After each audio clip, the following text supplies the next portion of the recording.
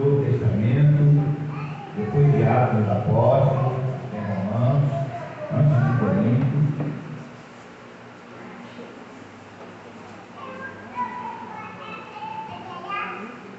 Amém? Deixa a irmã aqui.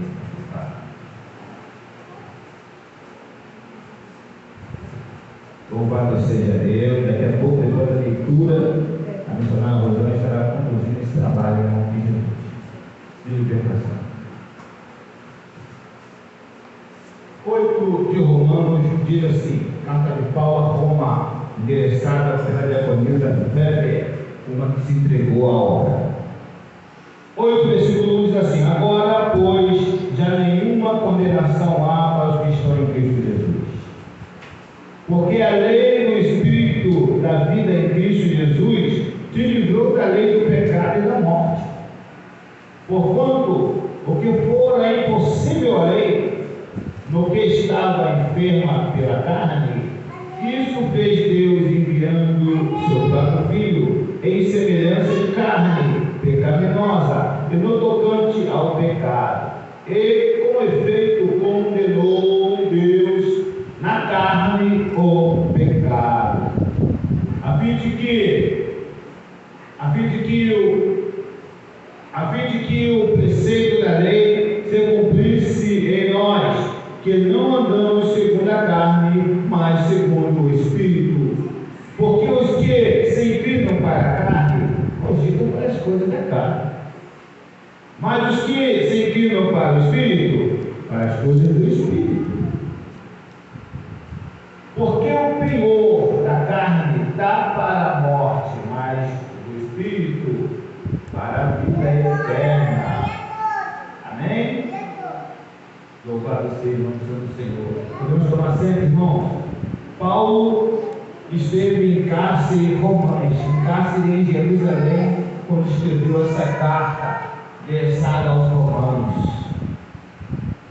E ele não poupou palavras, ele deixou que Deus o poupasse em falar com a igreja de Roma, ou com os irmãos que estavam na igreja de Roma. Mas ele não podia deixar que essa carta chegasse até o pastor da igreja de Sencreia, em Roma, ou Sencreia, em Roma. Ele tinha que endereçar essa carta, que essa carta chegasse até a igreja, para que todos ouvissem a ordenança de Deus. Porque Deus, irmãos, ele precisa usar homens e mulheres para enviar a sua mensagem, profetas. Aqueles que estão envolvidos e entendem o tratado e o processo de Deus em suas vidas. Aqueles que entendem o seio de Deus na sua vida. Que sofrem como Paulo, mas sofrem de cabeça erguida. Paulo diz: eu sofro, mas tenho prazer em sofrer pelo Evangelho, porque em cadeias sou o ministro dele e sou o prisioneiro dele. Paulo se sentia livre, ainda que escreveu os 13 livros da Bíblia em cárcere, preso. E quando chegou, irmãos, uma amada irmã diaconisa chamada Weber, chegou até ele para que ele endereçasse a carta nas mãos dela e colocasse bem embaixo de toda a carta ao pastor de Sencreia, em Roma: ó, receba Weber, diaconisa, como uma de mulher de Deus, porque ela foi usada e entregou a sua vida por essa mensagem a chegar até vocês, porque em Roma não podia pregar o Evangelho. Em Roma, quem pregasse o Evangelho de Jesus Cristo era morto, preso também como Paulo. Weber teve coragem, pegou a carta e atravessou a cidade de Roma até o lugar onde estava a igreja de Sencreia, o pastor a receber, correndo risco de vida. Então, quer dizer, Jesus Cristo tem colocado em nossas mãos uma trajetória de risco de vida pelo Evangelho. Vou tocar no assunto mais uma vez. Ontem estava aqui no estudo aqui, na escola dominical, e, bem logicamente, Jesus Cristo quer encontrar homens e mulheres corajosos que entregam as suas vidas por amor ao Evangelho.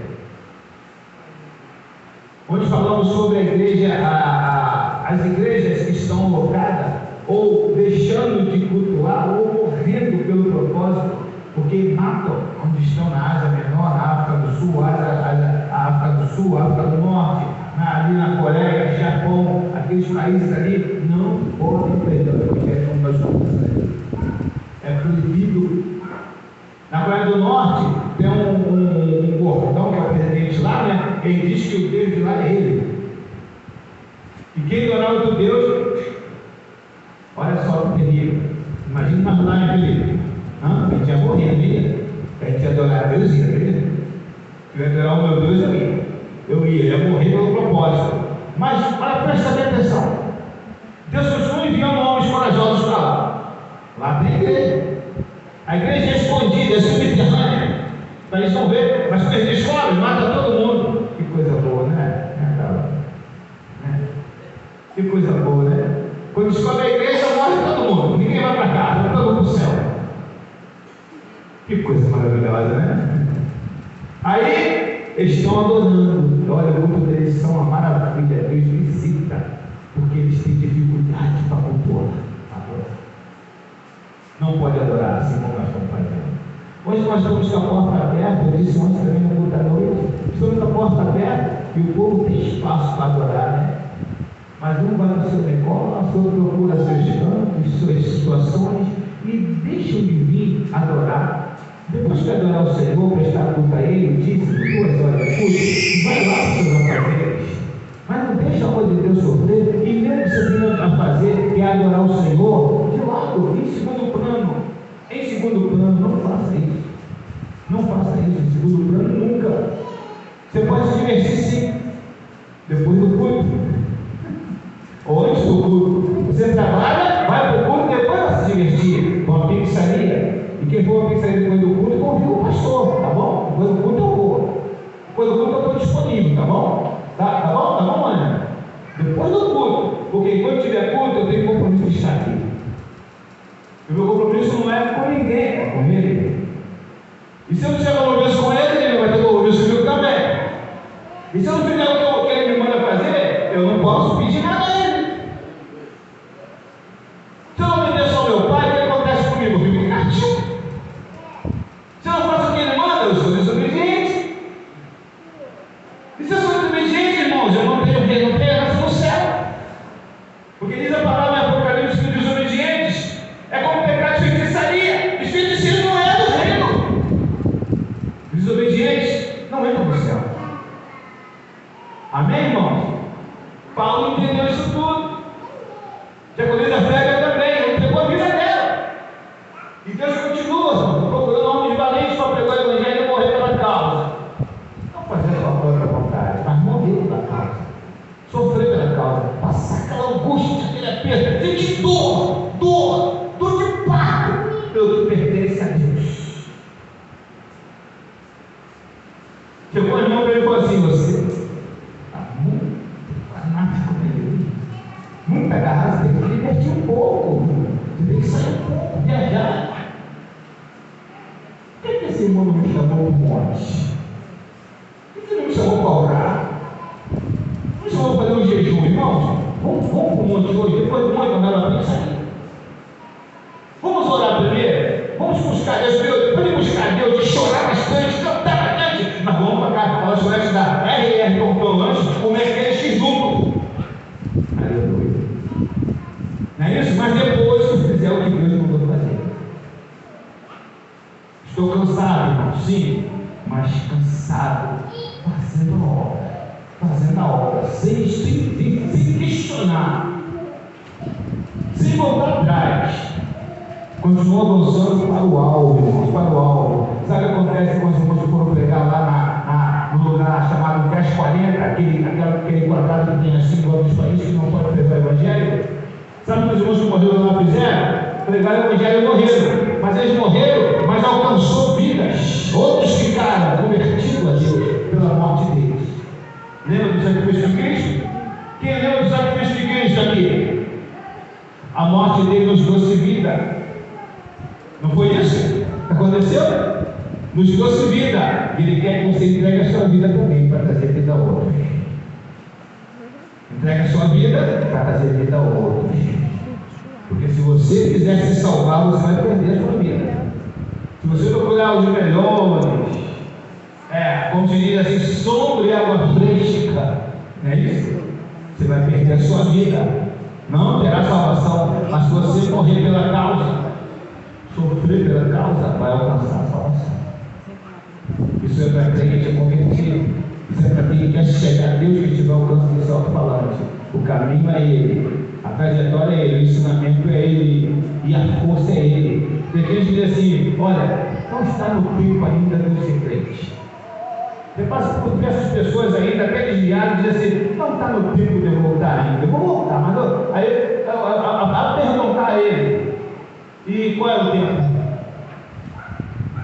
E mais uma pergunta: de quem é o tempo?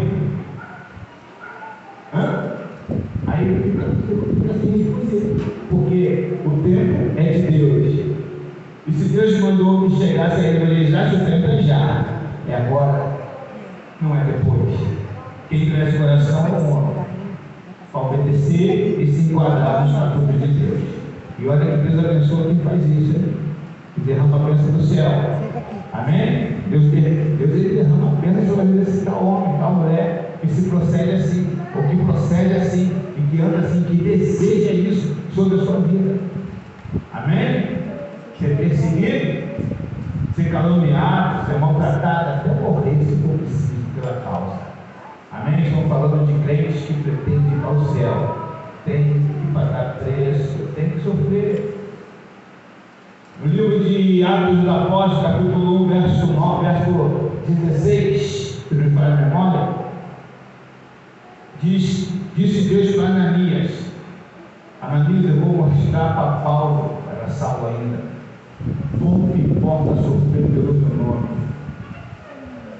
o quanto importa sofrer por mim, o quanto importa sofrer pelo Evangelho, para que cresçam, para que desenvolvam, que sejam fortes, bonitos e observados como todos observam os crentes.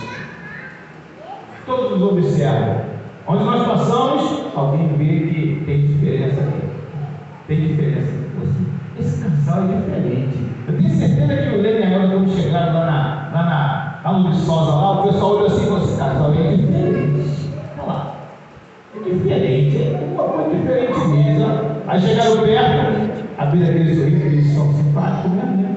Abriram aquele sorriso, a mãe tem que tomar, mas é fácil, né? Abriu aquele sorriso, aquele negócio, foi se apresentar: nós somos cristãos, pronto. Eu sabia que era diferente. Viu? Eu sabia que era diferente. São crentes, são servos do Deus. E é assim que acontece. Deus quer isso, Senhor. Que onde você estiver, o ambiente mude. Em nome de Jesus. Amém?